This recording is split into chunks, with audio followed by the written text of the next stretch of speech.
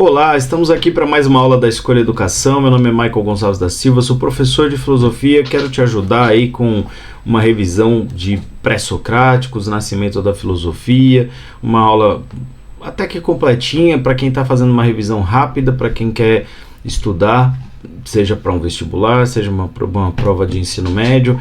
Esse é o meu objetivo aqui. Não é uma aula universitária, não é para ser super profundo, é para ser introdutório e ajudar você a pensar algumas coisas, tá bom?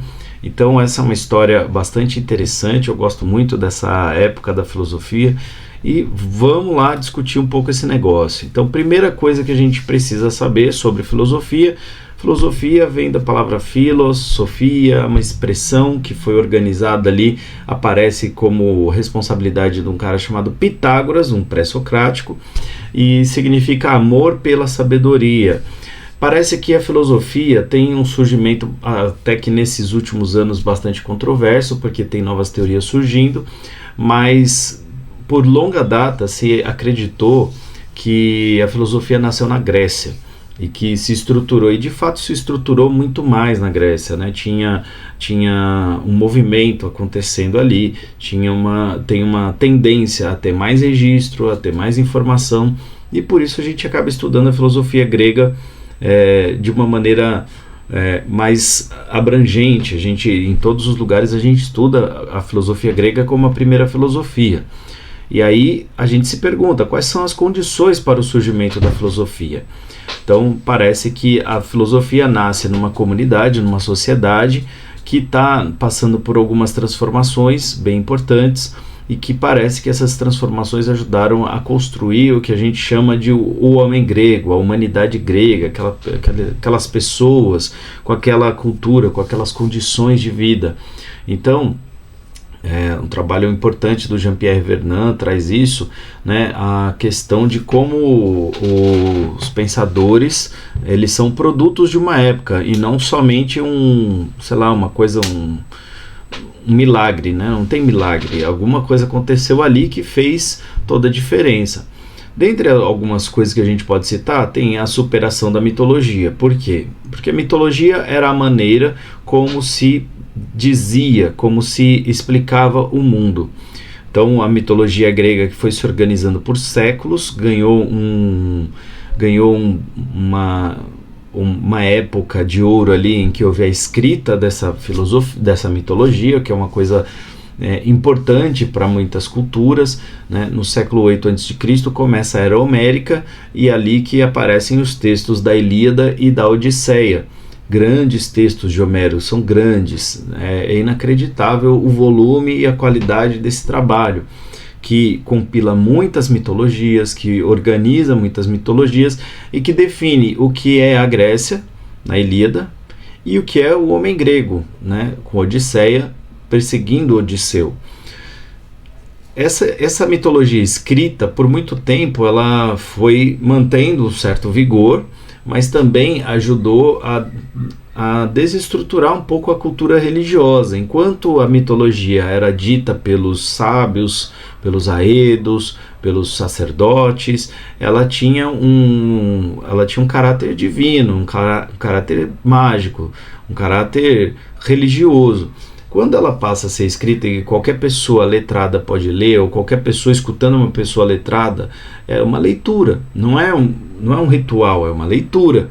E isso vai dessacralizando, de certo modo, a mitologia, além do que a mitologia não dá conta de responder as coisas com aquela mesma potência do passado, porque isso aqui é muito importante, contato com outras culturas, né? A Grécia ficava na região do Mediterrâneo, e tinha contato com o norte da África, com a Ásia, e muitas culturas vão passando, eles estão andando pelos mares e vão descobrir que em tal ilha não tem um ciclope, em tal ilha não tem a entrada do submundo, já andamos lá, já vasculhamos, não achamos, então talvez não seja tão assim, né, literal, como aquilo que está na mitologia, e talvez a gente precise de novas respostas, e pessoas curiosas, pessoas interessadas em compreender o mundo de outra maneira, vão acabar propondo uma outra resposta, mas isso passa muito pela constituição da vida coletiva, da vida urbana na polis.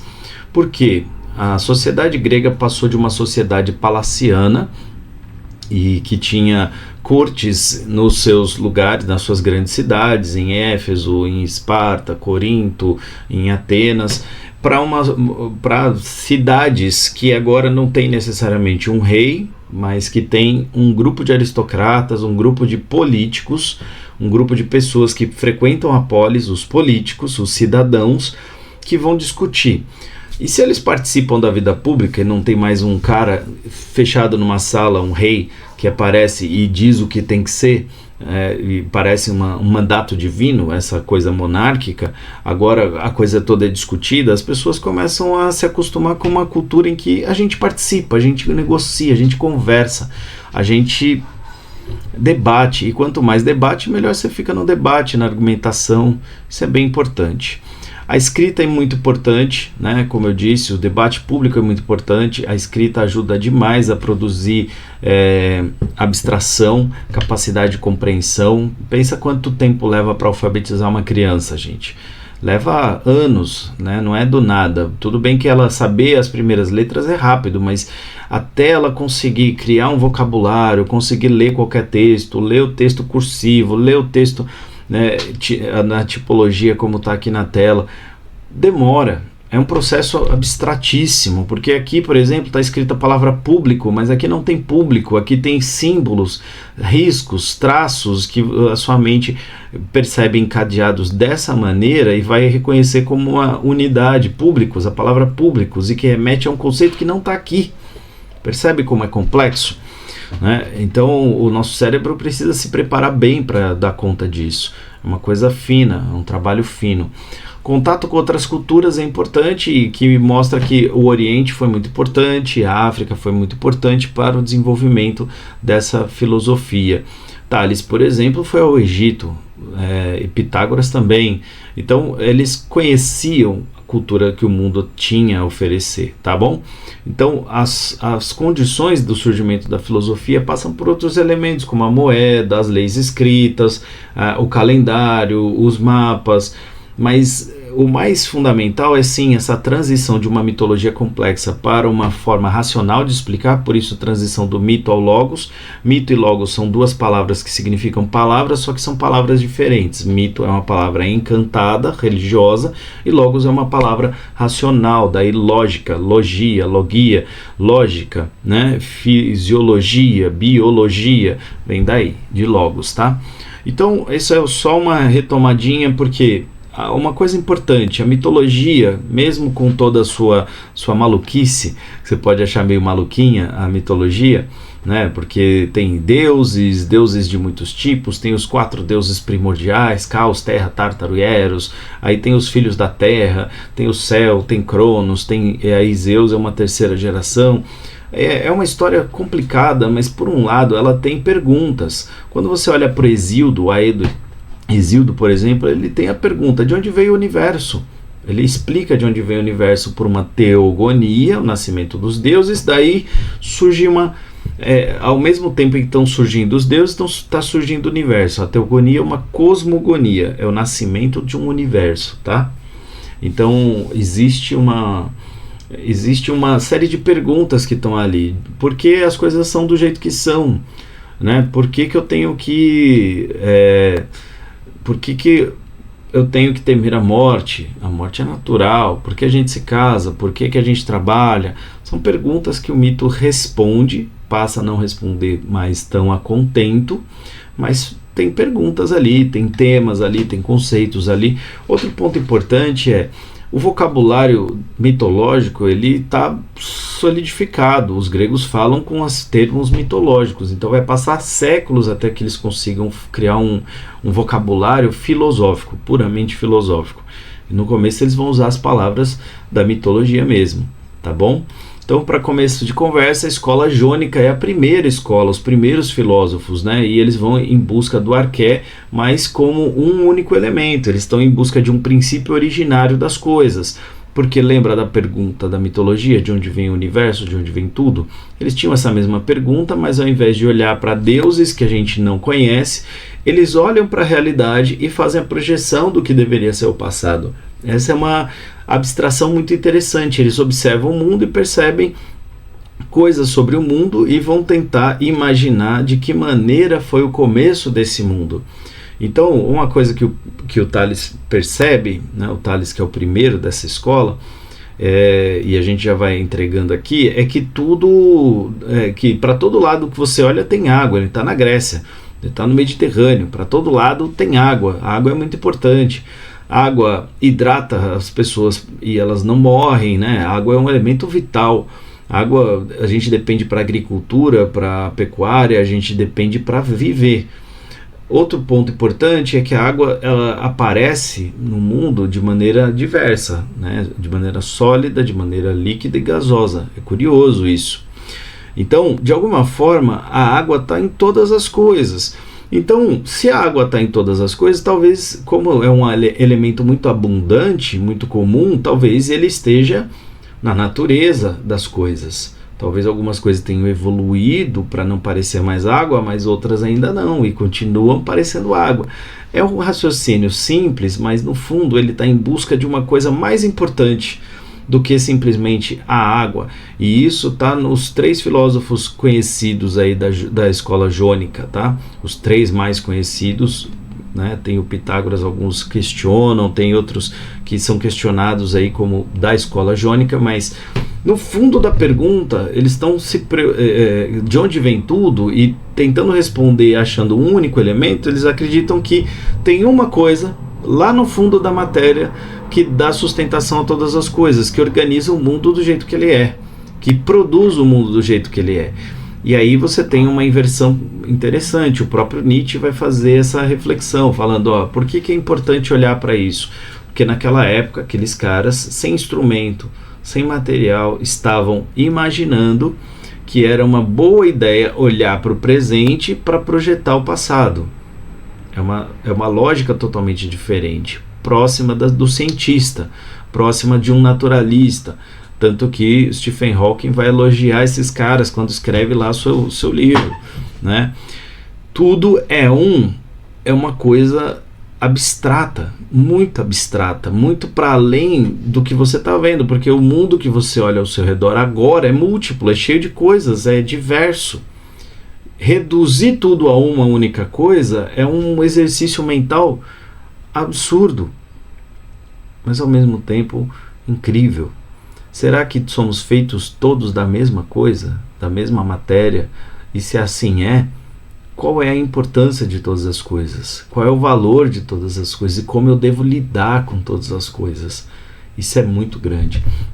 E quando o Tales fala que todas as coisas estão cheias de Deus, é porque está cheia da mesma coisa. E ele desloca, porque antes se entendia que os deuses estavam fora, agora se entende que os deuses estão dentro. Mas como assim os deuses estão dentro? Antes você acreditava que você está com sono é porque um deus do sono está te influenciando. É um ser transcendente que está te influenciando. Ele está fora. A força vem de fora. O que o Tales está dizendo é: o que te causa sono não é um deus, é a própria natureza, a sua natureza. Você tem uma natureza tal que lhe permite sentir sono, porque o seu corpo precisa descansar. Traduzindo um pouco, além do que, se a água é uma coisa criadora, como uma deusa, e tudo tem água, as coisas estão cheias desse Deus, dessa divindade, né? Curioso, né? Bom, Tales de Mileto acreditava que tudo era água, é considerado o primeiro filósofo ocidental, todo mundo conhece ele pela matemática, faz algumas previsões astronômicas. Ele, por exemplo, ele mede com precisão as pirâmides do Egito usando a sombra, porque a sombra não é uma coisa aleatória, ela é relativa ao objeto. Se a gente conseguir perceber a proporção entre uma coisa e outra, você mede o tamanho de uma pela outra. Então isso é muito, muito interessante, e ele vai dizer que tudo é água. Já o Anaximandro, ele vai pensar que é uma coisa mais abstrata ainda, uma coisa que você não enxerga, algo indeterminado, algo que é tão novo, é inovador na maneira dele ver, que precisa de um novo nome. ele vai dar o nome de Aperon, ilimitado, indeterminado, infinito, porque tem numa quantidade infinita, se estende pelo universo, é ilimitado porque não necessariamente tem uma limitação clara entre um e o outro, né? É muito, muito interessante. É um princípio não material e tão pequeno que a gente não consegue ver, por isso a gente precisaria de um novo nome. É como se fosse o protoátomo, tá bom? É como se fosse um pré-átomo. Anaxímenes, ele vai dizer que tudo veio do ar. Ah, mas nossa, o ar, que maluquice, de onde ele tirou isso? Cara, para eles o ar era uma coisa vital, pneuma, né? O ar da vida. E aqui ele inclui a vida, é um naturalismo que inclui, que está tentando achar algo de novo para a humanidade, para os animais, né, que fazem parte da natureza de uma maneira bastante diferente.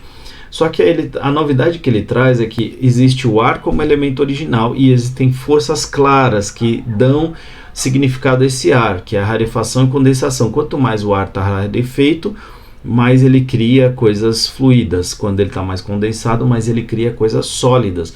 Ah, mas tudo é feito de ar? A visão dele como eu disse, o mais importante não é ser água, ar ou áperon.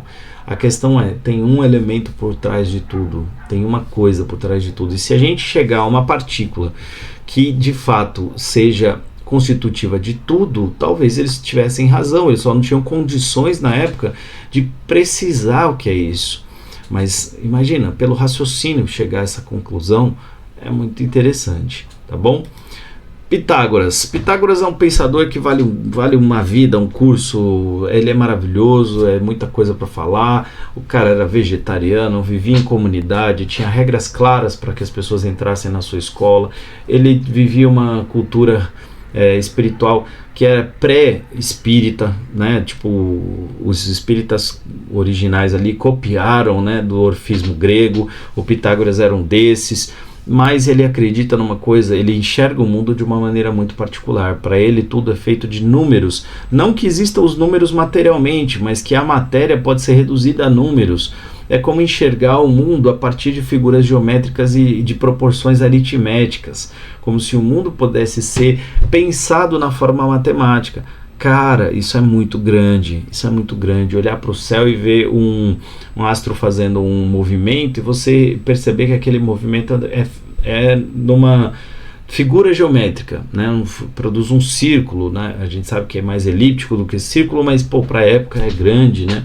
Pensar que talvez olhando para uma folhinha tem uma proporção geométrica que produz aquele desenho, não é aleatório. A natureza não é aleatória, a natureza não é preguiçosa, como diz, né, Arthur Conan Doyle no seu Sherlock Holmes. A natureza não é preguiçosa, não existe coincidência, não existe o aleatório. A gente só não sabe ainda qual é a regra que rege tudo isso.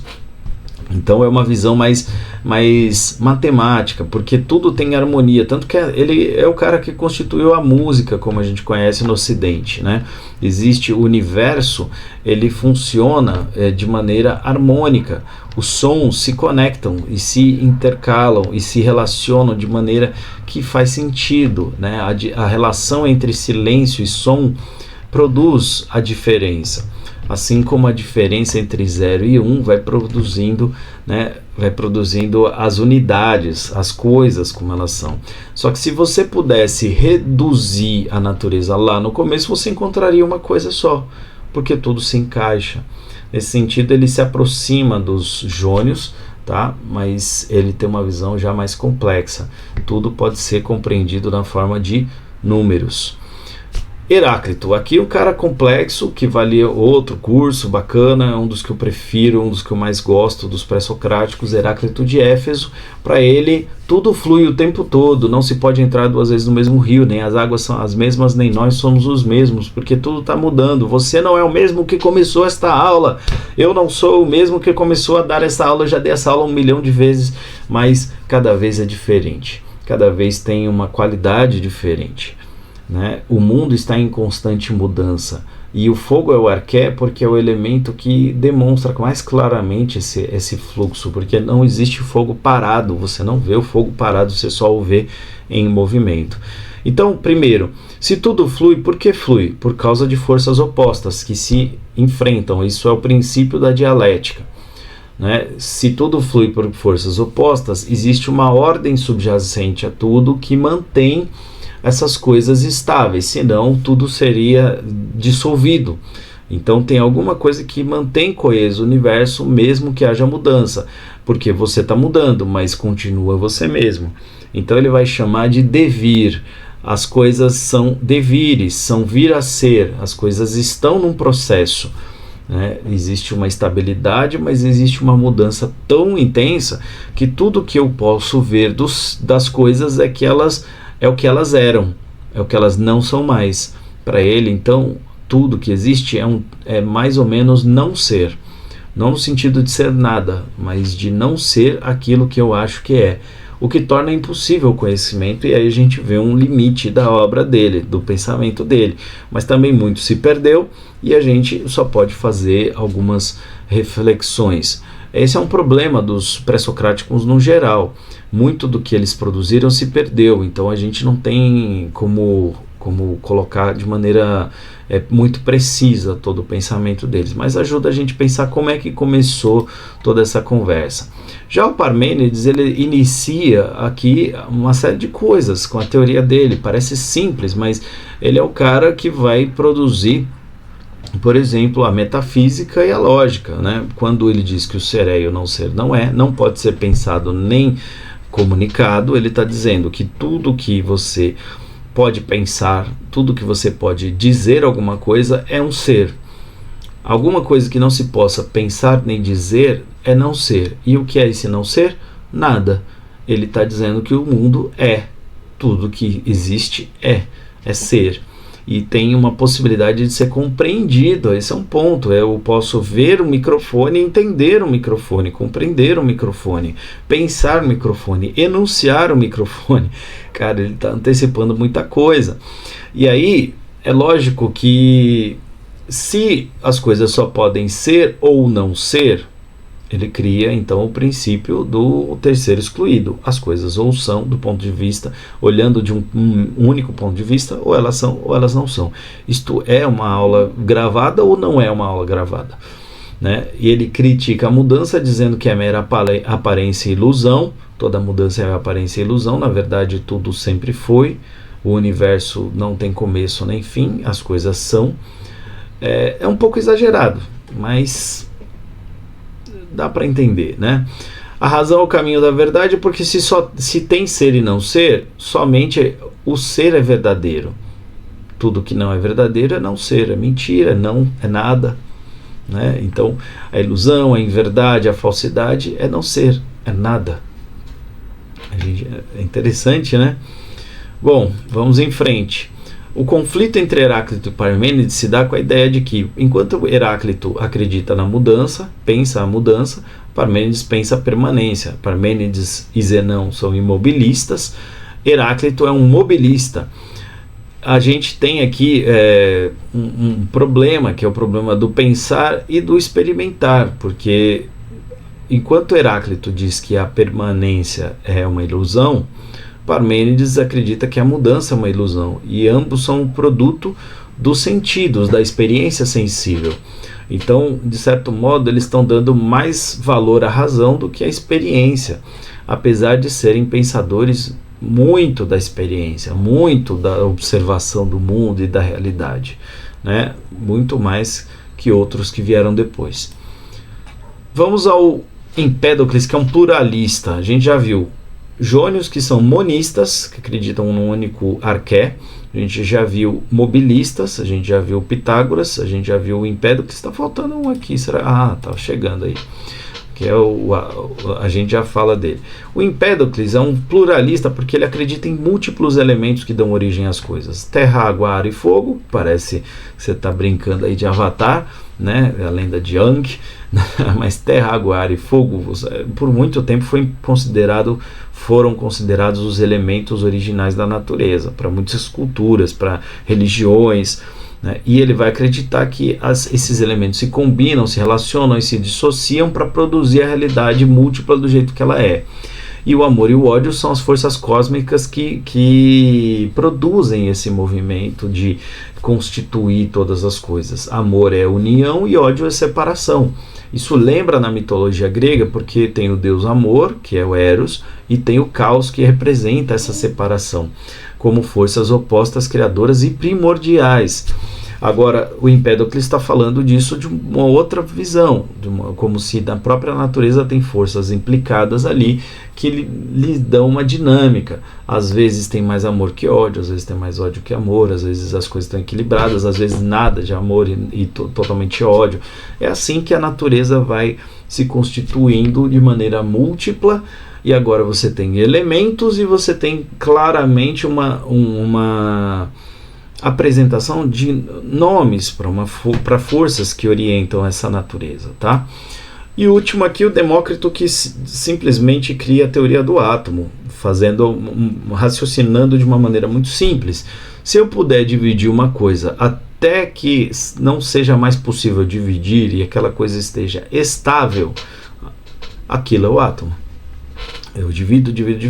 Cheguei ao ponto que não dá mais para dividir sem dissolver totalmente, aquilo é o átomo. Beleza? Então ele olha para o mundo e fala, o mundo é cheio de átomos. O mundo tem vazio e átomos. E aqui tem uma novidade. Se o mundo só tem vazio e átomos, o mundo é material, é pura matéria, não tem espírito, não tem espiritualidade, não tem submundo, não tem supramundo, não tem nada. Só tem o aqui e agora. Nossa, cara. É muito louco, né? E aí esses átomos se relacionam, se dissociam, estão por aí. E de certo modo ele tem alguma razão, né? Não? Fazendo uma revisão rápida aqui, ó. Thales, o arqué dele é a água, um elemento vital, né? Como característica principal. Anaximandro é o ápero, o indeterminado, indefinido, ilimitado, né? Que é um princípio mais abstrato. Anaxímenes, a gente tem o ar e a transformação pela rarefação e condensação como maneira de transformar esse ar em todas as coisas. Pitágoras enxerga o mundo a partir dos números e a harmonia e ordem é a característica principal desse mundo. Heráclito, como arqué, é o fogo, mas o devir e a mudança é a característica desse universo. Parmênides, tudo é ser e tudo permanece, tudo é idêntico. Esqueci de falar da teoria da identidade, né? Porque se tudo é ser, tudo que é ser tem uma identidade. Não existe nada que seja igual a outra coisa. Existem semelhantes, mas não iguais. Empédocles, com os 4 elementos e a combinação de forças pelo amor e ódio. Demócrito, átomos e vazio, uma espécie de materialismo mecanicista. Isso é tudo coisa que a gente interpreta, tá? Que vem depois. A gente tira muito isso do Jean-Pierre Vernant. Você olha no trabalho do Giovanni Reale e da Marilena Chauí, você encontra bastante desse material. Qualquer livro de filosofia do ensino médio você acha, né? O livro que a gente tem uns livros como Temas de Filosofia da Maria Luísa Arruda, é bem bom, tá? E no Sofista do Platão tem bastante disso. Galera, os pré-socráticos são importantes, a história da filosofia é importante. Se você está começando um curso de filosofia, é uma boa maneira de começar.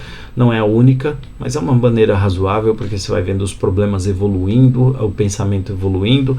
Siga a gente nas nossas redes sociais, se inscreve se não for inscrito, ativa o sininho e curte esse vídeo. Se você chegou até agora, curte por favor, isso nos ajuda muito. A gente é voluntário e tudo a gente faz na força do trabalho, da generosidade.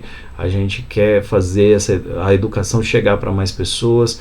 Parece pouco, mas tem muitos jovens por aí no Brasil que não estão tendo acesso a aulas de filosofia. Está muito difícil para os professores de filosofia. Aqui em São Paulo, com a carga de humanas reduzida do jeito que está, mais difícil ainda. Então eu peço gentilmente, né, dá essa força pra gente. E se você é professor, vem com a gente. Você consegue dar aulas de filosofia, quer dar aulas de filosofia, você acha que pode fazer um trabalho, ajudar a gente, melhorar esse nosso trabalho, vem com a gente. Estamos aí à disposição e a gente quer abraçar o que der, tá bom? Aquele abraço, até a próxima.